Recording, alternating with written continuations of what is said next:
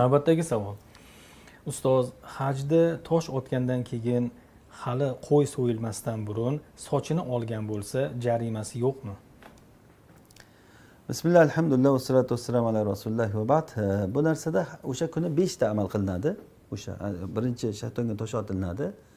Undan keyin qurbonlik qilinadi, keyin soch olinadi. Undan keyin tavof fosa qilinadi va sa'y qiladi. 5 ta amal. Mana shu 5 ta amalni Rasululloh sollallohu alayhi vasallamdan so'ralinganda qaysisini oldin keyin qilinganligini so'raganda Rasululloh if'al va la haraj, ya'ni qilaver, zarari yo'q deganlar. Biri kelib qolib, ey Rasululloh, men qurbonlikdan oldin soch oldirib qo'yibman desa, qilaver, zarari yo'q.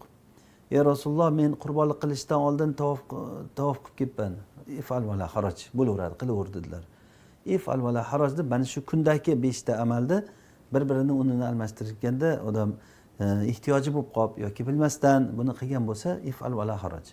Lekin Rasulullohning sunnatlari, Rasululloh sollallohu alayhi vasallam birinchi tosh otdilar va undan keyin qurbonlik so'ydilar. Undan keyin sochlarini oldirib ihromdan chiqdilar va kelib tavof ifozani qildilar.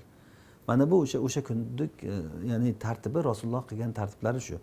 Lekin o'sha atrofdagi odam ko'p bo'lgan paytda 100 mingdan ziyod odam haj qilgan. Hamma Rasulullohning nima qilayotganligidan xabardor bo'la olmagan. Kimdir borib tavofda ham qilib kelgan, kimdir soch oldirishdan oldin qurbonligini so'yib qo'ygan. Keyin qarasa Rasululloh bunaqa qilganlar. Ey Rasululloh, men buni o'rnidan almashtirib qo'yibman ekan desa, bo'laveradi, qilaver dedilar. Demak, bu narsa ish yengil bir narsada. O'rnini almashgan bo'lsa, o'sha kuni bajargan bo'lsangiz bo'ldi, zarari bo'lmaydi, vallohu a'lam.